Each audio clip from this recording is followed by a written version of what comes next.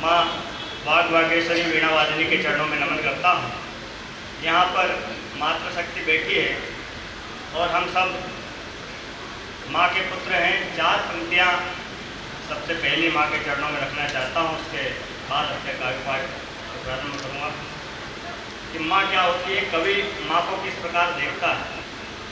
कि शिकायत टाल कर मेरी वकालत रोज करती है, शिकायत टाल कर मेरी वकालत रोज करती है। मुझे तकलीफ होती है तो आंखें उनकी भरती है। कभी ऐसा हो जब भी मैं तड़पता हूँ बिलखता हूँ, मेरी माँ ढाल बनती है, कभी तलवार बनती है, कभी माँ ढाल बनती है। मातृशक्ति के चरणों में नमन करता हूँ। आप सभी सुधी श्रोताओं के चरणों में नमन करता हूँ। आदरणीय सचिव महोदय चाय लाए हैं, बढ़िया है। आप सभी को प्रणाम करता हूँ और प्रणाम इसलिए कर रहा हूँ साहब कि चुनाव का समय है। हम भी कभी लोग अपनी 1-2 घंटे की सरकार बनाने के लिए आए हैं, इसलिए आपको प्रणाम कर लें। आपकी तालियों से वोट मिलेगा और हम हमारी सरकार बना लेंगे। आप सभी को प्रणाम करते। उधर बाली सुग्रीव की तरह दादा खड़े हैं, उधर चांदनी को उनको प्रणाम करता हूँ। उधर 2 दादा लठ लेकर आ रहे हैं, कोई नहीं आ रहा, मैं ऐसे कर रहा हूँ, आप बैठे रहो। आप सभी को प्रणाम करते हुए मैं सभी अग्रवाल बंधुओं को प्रणाम करता हूँ। साहब मैं अग्रवाल बंधु उनको नहीं कह रहा हूँ कि जो जाति से अग्रवाल है, मैं उनको कह रहा हूँ जो मेरी तरह अग्रवाल हैं। जैसे हमारे यादव जी हैं, हमारे सोनी जी भाई साहब है, हमारा अति प्रिय। आप सभी को प्रणाम करता हूँ। भाई साहब बैठे हैं और यहाँ तो साहब अग्रवालों की संख्या गोदिया में ज़्यादा है, क्योंकि जहाँ ज़्यादा पैसा रहता है वहाँ ज़्यादा अग्रवाल हो जाते हैं। आप सभी को प्रणाम कर रहा हूँ। जोरदार इस बात के लिए अच्छे तरीके से ताली बजाते। और बढ़िया सोनी जी को आप देखो, बहुत हंसता मुस्कुराता चेहरा, वरिष्ठ है, दादा मुस्कुरा रहे और चमक बरकरार है। दादा को देखता हूँ तो एक बात मेरे को याद आती है साहब कि इंसान के जीवन में राठी जी 2 औरतें हाथ फेरती है, एक होती है माँ और एक होती है पत्नी। जब माँ हाथ फेरती है तो बाल राठी जी जैसे बढ़ते हैं, और जब पत्नी हाथ फेरने लगती है तो सोनी जी जैसे हो जाते हैं। और सोनी जी को देखकर तो ऐसा लगता है कि सारे मोहल्लों की औरतों ने मिलकर हाथ पूरे इधर तो पूरे संसदीय क्षेत्र में यादव जी का तो बात अलग है, यहाँ तो बिल्कुल। पर मैं उनको कहता था यार बुरा लग गया, वो नेता आदमी, इसलिए अपने लेवल के आदमी को मिला लिया आपने। ये गवर्नमेंट सर्वेंट है। अरे गवर्नमेंट सर्वेंट का डर नहीं, उनको ट्रांसफर का डर लगता है, इसलिए उनसे चलती है। हमारे दादा सितारा जी आ गए हैं, आप के आने से यहाँ पर उजाला हो गया है, बहुत बढ़िया बात है। भाई साहब मधुश्याम जी भाई साहब चाय पी रहे हैं और चाय साहब पीना चाहिए। चाय हमारा बहुत प्रिय पदार्थ है, आप मानोगे नहीं, चाय सभी के लिए है और चाय पीना चाहिए साहब। चाय ये अपना देश है, चाय यहाँ पर मुख्य पेय पदार्थ है। व्यवस्था उसमें अदरक भी डली है। बिल्कुल चाय का रखना चाहिए साहब। चाय अपना मुख्य पेय पदार्थ है। आप मानोगे नहीं, चाय का इतिहास बहुत पुराना है साहब। वर्तमान में तो आप देख रहे हैं चाय बनाने वाले हमारे यहाँ प्रधानमंत्री हो जाते हैं, और हमारे यहाँ की चाय पीने के लिए, ठेले पे चाय पीने के लिए बिल गेट्स तक आता है साहब। तो और चाय की क्या महिमा है, पर आपको चाय का इतिहास बताता हूँ, चाय की उत्पत्ति कहाँ से हुई। एक बार आपने सुना होगा कि सागर मंथन हुआ था हमारा, देवताओं को सागर मंथन में अमृत मिला, उनको अमृत दिया गया। राक्षसों के लिए वहाँ पर शराब निकली, उसमें मधु निकली तो उनको शराब पिलाई गई। फिर जहर निकला तो भगवान शंकर ने जहर पिया। अब वहाँ पर इंसान तमाशा देख रहे थे, सब इंसान भेड़े हो गए, इकट्ठे हुए, भगवान शंकर जी के पास गए, प्रभु जी हमारे लिए भी कुछ निकला ही नहीं, हमको कुछ पिलाओ। तो कि बेटा तुम्हारी व्यवस्था कर रहा हूँ, रुको। तो उन्होंने थोड़ा सा अमृत बचा था वो मिलाया, फिर थोड़ी शराब मिली थी वो पिलाई, फिर थोड़ा जहर मिला दिया। ऐसे करके चाय की उत्पत्ति भी सब हुई वाली है। तो ये चाय की महिमा है साहब। आप सभी ने ताली बजाई, बहुत अच्छी बात है। यहाँ माता बहनें बैठी हैं, आप सभी को प्रणाम करता हूँ। यहाँ पर हमारे राकेश जी ने पढ़ा, राकेश जी पीछे बात कर रहे हैं, बहुत बढ़िया। राकेश जी ने मेरे को कहा था कि विनोद जी मेरे को जल्दी पढ़वा देना यार, मेरे को घर जाना है। मैंने कि क्या बात है, घर क्यों जाना है? अरे कि वो क्या है कि यार वो विनोद जी तुम्हारी भाभी मेरे बगैर खाना नहीं खाती यार। मैंने कि वाह यार, ऐसी पत्नी इस घोर कलयुग में किसको मिले जो अपने पति के बगैर खाना नहीं खाए, पति के बाद में खाना खाए। इनने बताया कि यार विनोद जी वो वाली बात नहीं है, क्या मैं घर जाऊंगा बनाऊंगा फिर उसको खिलाऊंगा जब वो खाएगा। ऐसे पत्नी का सुख मिलता है, बहुत बढ़िया बात है। पत्नी के साथ आज पूरा संसार दुखी है। ये मैं भी अब क्या बताऊं साहब, मैं भी 4 सालों का जियाजी हूँ, मैं भी पत्नी पीड़ित आदमी हूँ। मेरे आप 4 साल है साहब, और 4 साल सब ऐसे उसमें 2-4 हेक्सा पुलिस वाले भी हैं। पर डर लगता है, एक बार क्या हुआ मेरी पत्नी से मेरा थोड़ा सा झगड़ा हो गया, थोड़ा सा हुआ था परमार साहब। इसमें वो 4 साल की बहन पियर चलेगी। अब मैं आप उसके उनको साले के डर के मारे 5-6 महीने बाद ससुराल गया। अब ससुराल गया साहब, मेरे को डर भी लगे। मैं जैसे ही बस में से उतरा, सामने मेरा एक खट्टा खट्टा मुस्टंडा मेरा साला मेरे को देखे सामने आ गया, क्यों जय जी अब आया 6 महीना बाद में? मैंने कहा हाँ साहब। हमने हमारी बहन का मारी? मैंने कहा नहीं मारी। तब फिर क्यों हमारी बहन आई? मैंने कहा नहीं मारी। तो उन्होंने कहा कि आज के बाद मारी तो तुम्हारा हाथ तोड़ दूंगा। मैं डर गया। मैं फिर आगे निकला, थोड़ा रोड पे चलने लगा, मेरा दूसरा साला उधर से साहब आए, उसने मेरे को देखा, मेरे पास आया, क्यों जय जी तुमने हमारी बहन का मारी नहीं? मैंने कहा नहीं मारी साहब। मारी तो सही, आज के बाद मारी तो तुम्हारी पाँव तोड़ दूंगा। मैं और डर गया। मैं घर गए सही, मेरे दोनों साले सामने साहब छाती पे खड़े। मैं डर के मारे उनके पास गया, और दोनों ने मिलकर कहा कि क्यों जय जी तुमने हमारी बहन के मारी नहीं भगाई नहीं? मैंने के साहब नहीं भगाई। और दो ने कहा आज के बाद यदि हमारी बहन का मारी तो तुम्हारा हाथ पाँव तोड़े नारी पर। तो मैं इतना डर गया, मैंने डर के मार कर मैंने कहा आज के बाद तुम्हारी बहन के कहीं भी नहीं हुआ, तुम्हारी बहन का आज के बाद हमारी बहन समझूंगा।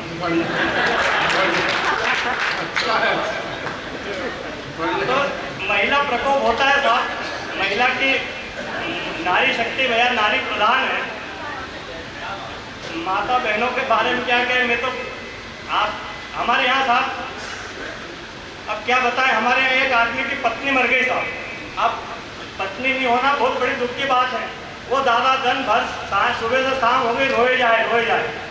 अब वहाँ पर राठी जी और हम बैठने गए, तो राठी जी ने कहा कि मेरे को यार विनोद तो एक काम करे, इसको समझा दादा को सुबह शाम हो गए, हमको भी घर जाना है, इसको समझा का ये सुबह शाम हो गई रोने बंद नहीं कर रहा है। मैं भाई साहब के कहने को गया, मैंने कहा बंद हो जा, तेरे को इतना काहे की तकलीफ इतना तो उसका जवाब सुनना था। उसने कहा कि विनोद क्या बताऊं यार, जब मेरी माँ मरी तो मोहल्ले की सारी डोकरियाँ मेरे पास आई, उन्होंने बोला कि बेटा चुप हो जा, आज से हम तेरी माँ है। जब मेरा बाप मरा तो मोहल्ले की कुछ पूरे डोकरे मेरे पास आए, उन्होंने बोला कि बेटा चुप हो जा, आज से हम तेरे बाप हैं। और मेरी पत्नी मरी तो सुबह से शाम हुई। ऐसी बात है साहब, अब क्या बताएं, बहुत बढ़िया समय है, वक्त है, गुजर जाता है। और आज का मौसम है बहुत अच्छा है, और ऐसे त्योहार ऐसे उत्सवों पर सैनिकों शहीदों को याद करना जरूरी है। 4 पंक्तियां शहीदों के चरणों में रखना चाहता हूँ और अपनी काव्य यात्रा को आगे बढ़ाता हूँ। कि शहीदों की शहादत को कभी ना भूल पाएंगे, शहीदों की शहादत को कभी ना भूल पाएंगे, वतन को प्यार करते वो दीवाने याद आएंगे। जिन्होंने जान दे करके वतन अपना संवारा है, जिन्होंने जान दे करके वतन अपना संवारा है, उन्हीं की याद में होली दिवाली हम मनाएंगे, उन्हीं की याद में होली दिवाली हम मनाएंगे। और 4 पंक्तियां शहीदों हमारे सैनिक क्या होते हैं कि हमारे वीर सैनिक दिल में हिंदुस्तान रखते हैं, हमारे वीर सैनिक दिल में हिंदुस्तान रखते हैं, वो अपनी जान देकर भी वतन का मान रखते हैं। कटे जब शीश सरहद पर या गोली चीर दे सीना, कफन पर हो तिरंगा बस यही अरमान रखते हैं, कफन पर हो तिरंगा बस यही। ऐसे हमारे वीर सैनिकों को हम प्रणाम करते हैं, नमन करते हैं साहब। और हमारे बीच में कुछ वर्दीधारी सैनिक भी आप सभी को प्रणाम करते हैं। वो वहाँ सीमा पर सुरक्षा करते हैं और आप नगर में सुरक्षा करते हैं। बस आपकी सुरक्षा में, व्यवस्था में अंतर है। आप सभी को प्रणाम करता है। मैं पुलिस वालों के बारे में साफ कविता नहीं पढ़ता हूँ, आप केवल उनको प्रणाम करता हूँ। और मैं जब भी कुछ पढ़ता हूँ तो मेरे कोलाई की पुलिस के साथ बारे में कहता हूँ। हमारे यहाँ की पुलिस तो इतनी अच्छी है साहब कि उनको जो दे दो वो रख लेते हैं, ना उनको कोई निकलता। आप मानोगे नहीं साहब, हमारे यहाँ चोरी हो गई, पुलिस वहाँ हमारे यहाँ एक की मोटरसाइकिल चोरी हो गई साहब। एक भैया उनके पास साहब रिपोर्ट लिखाना आया। उसने बोला, उन्हें रिपोर्ट लिखनी और फिर हेड साहब ने बोला कि अच्छा तेरी बाइक मिल जाएगी तो तू हमको क्या देगा। तो उसने कहा कि साहब मेरी बाइक मिल गई तो आपको 10,000 रुपये दूंगा। तो बोले हाँ हेड साहब, अरे साले ये पहले बता देता कि 10,000 तेरी बाइक की चोरी नहीं होती। इनको बोला है बतलाओगे आपको लाठी इनको प्रणाम करता हूँ साहब। आप मानोगे नहीं, हमारे यहाँ क्या एक बार एक हेड साहब वो जब से वो कोरोना के बाद वो वहाँ उस समय शराब मुक्त हो गई तो एक हेड साहब शाजापुर में है ना तो लगा के चौराहे पे खड़े हो गए। एक आदमी साहब पैदल चले आ रहा था, उसी के उन्होंने चालान फाड़ दिया। हमने कहा रुक, कहाँ जा रहा है? तो साहब मैं मेरे घर जा रहा हूँ, तेरा चालान फटेगा, तेरे पास मोटरसाइकिल है कि नहीं? तो साहब है। तो तू पैदल चल रहा है इसलिए तेरा चालान फटेगा। वो तो बोलने लगा तो तूने हेलमेट भी नहीं पहना, तेरा डबल कटेगा। अब भैया उसने चालान फाड़ दिया। अब वो आदमी उसकी सेटिंग साहब मधुश्याम भाई साहब से थी। उन्होंने कहा भाई साहब इसका इस पुलिस वाले का गाँव में मोल्टा में होना चाहिए ट्रांसफर। तो भैया मोल्टा में भाई साहब ट्रांसफर कर दिया। अब ट्रांसफर कर दिया, अब वो हेड साहब यूज कहते कि वो 2 बार दिन में 2 बार पे, अब वो रात को है ना चौराहे पे, गाँव के चौराहे पे खड़े हो गए तो इधर के ढोर रोक के इधर के निकाल देने, इस गली में रोक के, तो गाँव में हाहाकार मच गई और सारे मार ढोर फंस गए साहब, परेशान हो गए लोग। अब एक सियाना वहाँ पे हमारे सूरज भैया सरी का किसान आदमी भैंस पे बैठ कर शाम को आए। हेड साहब ने रोका, रुक तेरा चालान फटेगा। उसने बोला साहब मैंने क्या गलती की? तेरा चालान फटेगा, तूने हेलमेट नहीं पहना। तो वो सियाना आदमी सूरज भैया सरी का, उधर सूरज भैया बैठे, उन्होंने कहा हेड साहब ध्यान रखो ये 2 व्हीलर नहीं है 4 व्हीलर है और 4 व्हीलर पे हेलमेट लगाने की जरूरत नहीं रहती। साहब ऐसे पुलिस वालों की महिला आपको प्रणाम करता हूँ, बहुत अच्छी बात है। आप सभी अभी हमने देखा बहुत मंगल उत्सव मना, भगवान श्री रामचंद्र जी का बहुत सालों बाद मंदिर बना। प्रभु श्री रामचंद्र जी के मंगल उत्सव में पूरे देश ने आनंद उत्सव मनाया। प्रभु श्री रामचंद्र जी को 4 पंक्तियाँ अपने उनके चरणों में रखता हूँ। प्रभु श्री रामचंद्र जी क्या है और हमारे लिए क्या है कि जो अपनी कामना से पूर्णतः निष्काम रहते हैं, जो अपनी कामना से पूर्णतः निष्काम रहते हैं, उन्हीं के मन के मंदिर में प्रभु का धाम रहता है। जो अपनी कामना से पूर्णतः निष्काम रहता है, उन्हीं के मन के मंदिर में प्रभु का धाम रहता है। यहाँ जिस राम जी के नाम से पत्थर बितारे हों, यहाँ प्रभु राम जी के नाम से पत्थर बितारे हों, उन्हीं सिया राम जी के नाम से आराम रहता है। सिया राम जी के नाम से आराम रहता है। और साहब बहुत अच्छा मौसम है, हम गांव किसान लोग हैं और साहब जब ये मावठा बेसमय आता है तो हमको कहीं ना कहीं तकलीफ होती है। लोगों के खेतों में अभी लहसुन कांदा पड़े हैं, परमार साहब जानते हैं कितनी तकलीफ होती है साहब, क्योंकि किसानी में हमेशा दुख दर्द रहता है। केवल हमारा देश कहने के लिए अन्नदाताओं का और कृषि प्रधान देश है, किसानों को केवल लुभावने नाम से अन्नदाता कहकर संबोधित किया जाता है, पर क्या तकलीफ होती है। 4 पंक्तियाँ आपके सामने किसानों का दर्द रखता हूँ कि किसानी जिंदगी में खून के आंसू रुलाती है, किसानी जिंदगी में खून के आंसू रुलाती है। कभी सरकार खाती है, कभी कुदरत जलाती है, कभी सरकार खाती है, कभी कुदरत जलाती है। कभी ओला कभी पाला, कभी ये भाव खाता है, कभी ओला कभी पाला, कभी ये भाव खाता है। यहाँ तो मौत हर दिन ही किसानों को डराती है, यहाँ तो मौत हर दिन ही किसानों को डराती है। और साहब कृषि प्रधान देश में जब किसानों को आंदोलन करना पड़े और अपनी अपने भाव के लिए मांग याचना करनी पड़े सरकारों से, तो इससे दुर्गति नहीं हो सकती। और उन्हें मांगने वाले किसानों पर जो गोलियां मारे, कोई सिर्फ सरकार हो साहब, मैं ये बात नहीं कहता हूँ, पर दर्द होता है किसान के नाते। 4 पंक्तियाँ ऐसे किसानों के लिए, जिनमें सहायक के लिए 4 पंक्तियाँ पढ़ता हूँ कि हमारी मांग को तुमने अगर टाला नहीं होता, हमारी मांग को तुमने अगर टाला नहीं होता, यूं ही माँ भारती का दिन कभी काला नहीं होता, यूं ही माँ भारती का दिन कभी काला नहीं होता। किसानों की फसल का जो उचित तुम दाम दे देते, हमारे भाइयों का मौत से पाला नहीं होता, हमारे भाइयों का मौत से पाला नहीं होता।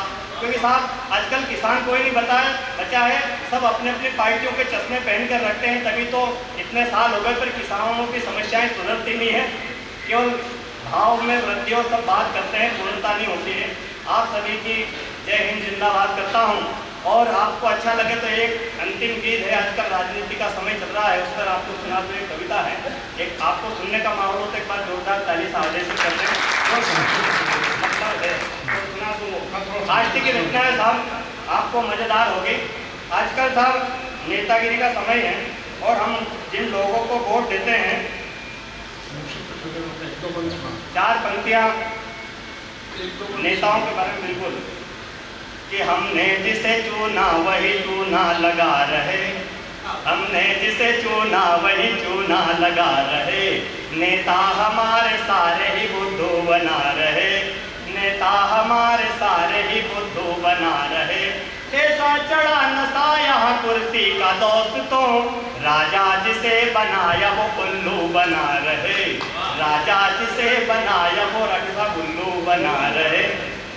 और साहब मैं तो नेताओं को किसी को नहीं जानता हूँ, मैं तो नेतागिरी में एक ही नेता को जानता हूँ, सितारा जी, और वो नेता थे नेताजी सुभाष चंद्र बोस। उनका नारा था कि तुम मुझे खून दो मैं तुम्हें आज़ादी दूंगा, आप सभी ने सुना है। और आजकल के नेता है साहब, वो कहते हैं कि तुम मुझे वोट दो मैं तुम्हें नोट दूंगा और खून तो मेरे हिसाब से चूस लूंगा। तो जब नेतागिरी में चुनाव का माहौल होता है तो क्या क्या होता है, हास्य की रचना है कि नेताजी घूमने लगे चुनाव आ गया, नेताजी घूमने लगे चुनाव आ गया, नेताजी पूछने लगे चुनाव आ गया, भोंपू भी अब बजने लगे चुनाव आ गया, राशन भी अब बटने लगे चुनाव आ गया, चुनाव क्या आया सड़क का काम चल गया, सरकारी दफ्तरों का रुका काम चल गया, नाली गटर सफाई का भी काम चल गया, पंचायत में रुकी पेंशन का काम चल गया, नेताजी अपने पोस्टर बैनर लगाएंगे, फेसबुक इंस्टाग्राम पर नेताजी छाएंगे, अब गाड़ियों के काफिले गलियों में आएंगे, हर गांव चौक पर बड़ी रैली कराएंगे, डीजे बजा के भाषणों की धुन सुनाएंगे, घोषणाओं वादों से सभी के मन रिझाएंगे, गरीब की झुग्गी में जाके खाना खाएंगे और खुद गरीब होने का नाटक दिखाएंगे, और खुद गरीब होने का नाटक दिखाएंगे, पढ़े लिखे लोगों को नया काम मिलेगा, झंडे बैनर लगाने का भी दाम मिलेगा, नेताजी की जय पर उचित इनाम मिलेगा, और जैसा पिएंगे वैसा उनको जाम मिलेगा, नेता पिएंगे वैसा उनको जाम मिलेगा। और देखना क्या होगा कि सारे ही बेरोजगार युवा नेता कहाएंगे, नेता कमाएंगे क्या, सीटी बंद बजा दादा, अच्छी बात करो सुन लेंगे, कि सारे ही बेरोजगार युवा नेता कहाएंगे, कटिए फुर्सतिए भी उनके काम आएंगे, रूठी हुई जनता को मिलके सब मनाएंगे, वोटों के बदले नोट भी उनको खिलाएंगे, वोटों के बदले नोट भी उनको खिलाएंगे, नेताजी वोट के लिए सर को झुकाएंगे, गरज पड़ी तो गद्दे को पापा बनाएंगे, गरज पड़ी तो गधे को पापा बनाएंगे, गाली तुम्हारी खा के भी वो मुस्कुराएंगे, सब जात पात छोड़कर भाई बुलाएंगे, नेताजी अब विकास की गंगा बहाएंगे, पहले किए थे वो सभी वादे गिनाएंगे, जनता की सारी मांग को वो मान जाएंगे, फोकट में मिली रेवड़ी सब में बटाएंगे, ऐसी सभी जुगाड़ से वो जीत जाएंगे। उल्लू तुम्हें बना के वो कुर्सी को पाएंगे, फिर याद करना तुम उन्हें वो मिल न पाएंगे। और फोन मोबाइल भी उनके बंद आएंगे, और फोन मोबाइल भी उनके बंद आएंगे। जितना किया है खर्च वो दूना कमाएंगे, शासन की सारी योजना खुद पर लुटाएंगे। जनता रहेगी त्रस्त और वो गुल खिलाएंगे, फिर 5 साल तक वो तुम्हें मिल न पाएंगे, फिर 5 साल में वो तुम्हें भूल जाएंगे। एक बार जोरदार ताली भाई विनोद चंद्रवंशी के लिए। बहुत